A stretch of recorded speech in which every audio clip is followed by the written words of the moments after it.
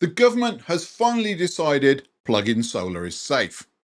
For months now, one of the most common arguments I've heard against plug-in solar is that it's dangerous. I've been told it will overload the wiring in your house. I've even been told it will burn your house to the ground. I've been told it will electrocute engineers working on the power network, and I've been told UK homes simply aren't built to a high enough standard for power to be flowing backwards through a socket. Well, the government has just spent a chunk of money on an independent test report to look at those exact claims. This wasn't tests sponsored by vendors for marketing purposes, from companies that are looking to sell plug-in solar like EcoFlow or Hoy Miles, and it certainly wasn't done because of people on YouTube saying it will cause death and destruction throughout the nation. But it was done because the government wants answers before this type of solution goes on sale to the general public in the shops. And to be more exact, the Department for Energy Security and Net Zero, run by Ed Miliband, wants answers before he gets dragged before Parliament to answer why things have gone wrong. Now, the results in this may surprise a lot of people. Now, obviously, I will link to the full report in the description below. But today, we're going to look at what they tested, what they found, and why I think the biggest news isn't actually what's in the report itself, but we'll get to that today.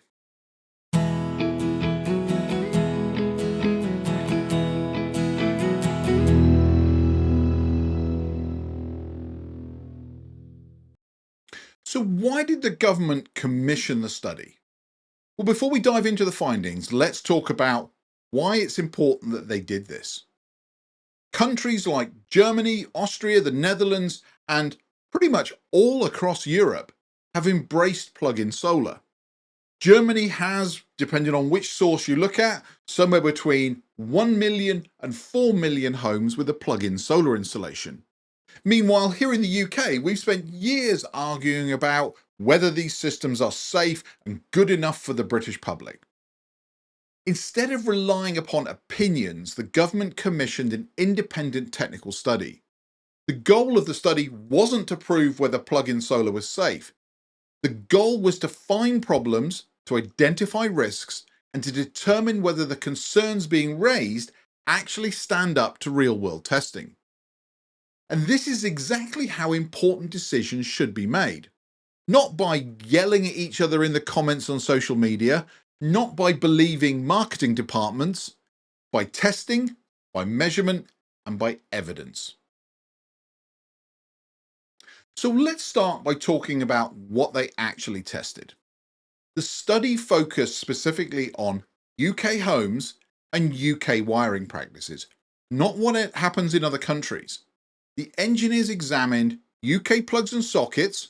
Does their design pose any issues for plug-in solar? They looked at ring circuits because these are quite prevalent in the UK, but they're not so common in European-built homes. They looked at reverse power flow in circuits. What are the implications of this? If power is flowing backwards through a circuit, will that cause any problems in your home? They looked at anti-islanding protection. Does it protect you from exposed pins on plugs? So if you pull the plug out while the thing is generating, will you get a shock from the exposed pins? They looked at protective devices such as RCDs and RCBOs. They checked through fault conditions and looked for thermal performance. In short, they tested many of the concerns that critics have been raising for years. And importantly, they weren't looking to prove that plug-in solar was safe. They were actively looking for problems. If there were issues, this was their opportunity to find them. Okay, let's dig into some of the findings of the report. And as I say, I will link the full report in the description below. One of the biggest concerns was always been about power flowing backwards through wiring. The argument's simple. Homes were designed to consume electricity, not to export it. So surely that's dangerous. According to the study, the engineers found no evidence of dangerous overheating or unsafe operation caused by reverse power flow, And this was all done within the limits and the wiring regulations here in the UK. Now, when you think about this, a plug and socket are really just a mechanism for connecting two wires together. That's all they do. Is they have some basic protection in there with fuses, but the simple fact is it connects one wire to another wire. And wires don't care which direction electricity flows. It can flow from left to right or right to left. So why people would think that a plug and socket all of a sudden would be a problem, I really don't understand. But it's good that it's been tested. And because of this, this is really a significant finding because it addresses the most common objection to plug-in solar, that it's not safe to feed power back through a plug socket. Okay, let's talk about the second finding, and that is anti-islanding protection. This is probably the next biggest concern that comes up in all the comments in the videos. What happens during a power cut? Now, leaving aside all the people that say, well, the system's useless, I would need it during a power cut. The reason that we have anti-islanding technology and the reason the system shuts down during a power cut is to make sure that there is no potential for somebody who thinks that a circuit may be de-energized can get an electric shock. And this is predominantly about engineers that might be working on the network outside of your house. So the grid has gone down, they're working, and you're feeding power back into the network, you might give them an electric shock. All systems that are sold in the UK have to have what is known as anti-islanding technology. And the study tested this. The systems have to disconnect correctly. The protection operated by these systems has to be exactly as per the specification. And again, this isn't surprising because modern solar inverters have had this anti-islanding technology for years. But it is now important that it has been independently verified that it works. Now, the third finding is something that we've heard from a lot of electricians, and that is that safety devices that are in your consumer unit work as expected. The study looked into whether existing electrical protections, that is, what you would have in your consumer unit today, continue to operate correctly, whether that is RCDs or RCBOs. Now, there's been a lot of talk about bidirectional RCBOs, whether they're necessary or not. Well, the report looked into just using standard RCDs or RCBOs in the consumer unit. Do they detect faults correctly? And the conclusion was protective devices continue to function as expected. In other words, plug-in solar did not stop your existing safety systems from doing their job. Okay, the next thing they looked at was overheating and thermal protection, because this is probably one of the comments that is raised most often in my videos. And that is, if you have slightly older wiring in your house, is there potential for there to be a temperature buildup and potentially cause damage? So the study looked for the creation of thermal hotspots and excessive temperatures. The engineers monitored various operating conditions, looking for signs of unsafe behavior, and they didn't find any evidence of dangerous overheating within systems and within the limits of the test. So long as the system that you buy, you use it within its standard operating parameters, there shouldn't be any problems. And again, this is an important finding because thermal issues are one of the most common fears raised by opponents of plug-in solar. Now, as the BBC would say, let's be fair and balanced, because this report is not saying everything is perfect. The report does not say every product is good. It does not say standards aren't needed. And it certainly doesn't say anything can be plugged into any socket and everything will be fine. One area it did identify for further work is around electromagnetic compatibility, often called EMC. The report also recommends clear product standards, testing regimens, and compliance procedures. In short, the report supports plug-in solar, but it also supports sensible regulation. And personally, I think that's exactly where the conversation should be. The biggest news isn't in the report.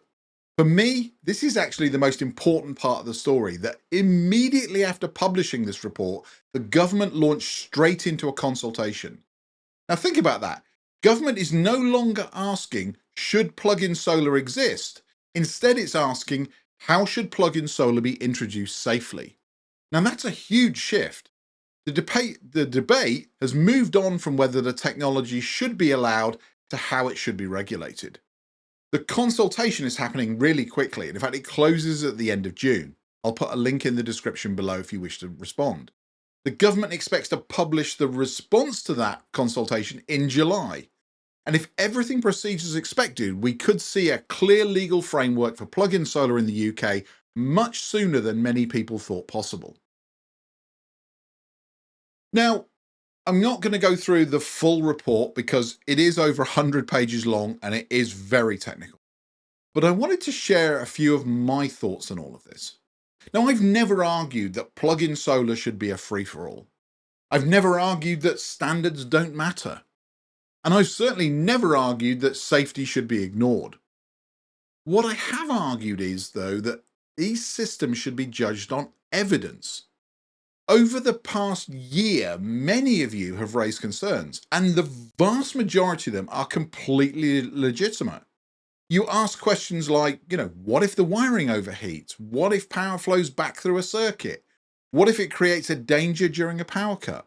And some of you have suggested that by showing these systems on the channel, I'm encouraging somehow unsafe behavior.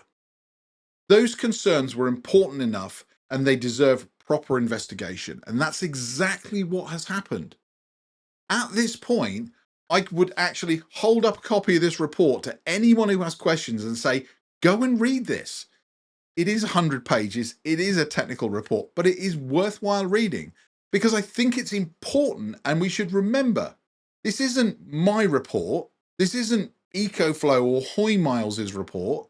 This is a government report. This was done by independent engineers who weren't paid to come up with a particular answer.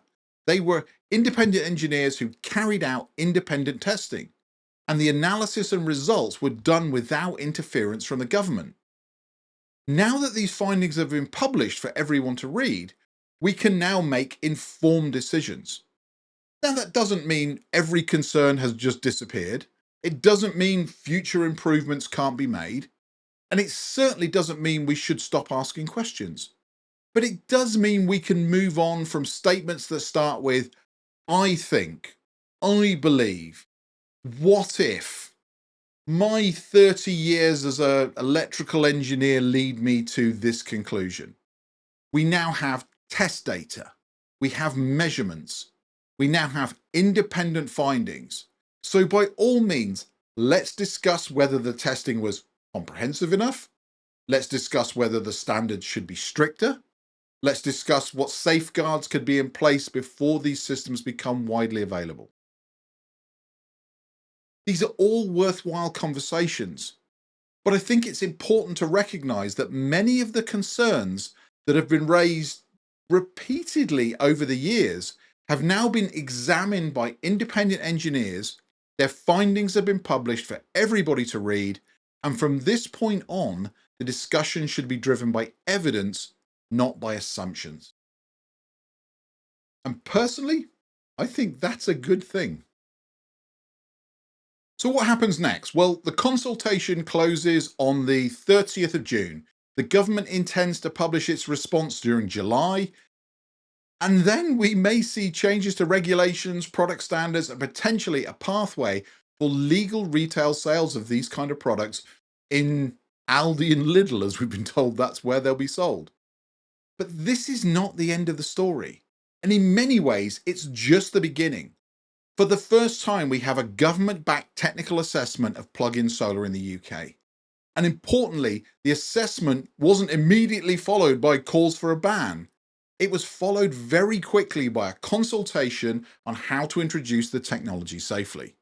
And that tells us a lot about the direction of travel and how important the government sees this technology.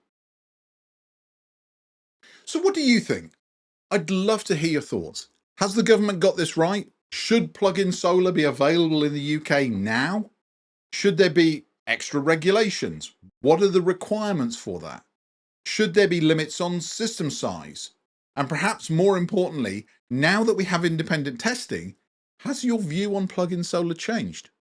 Let me know in the comments below. If you've enjoyed this video, please give it a thumbs up. If you're new here, don't forget that subscribe button can be clicked and it doesn't actually cost you anything. With that, it just remains for me to say thank you for watching this video. I hope you found this information interesting.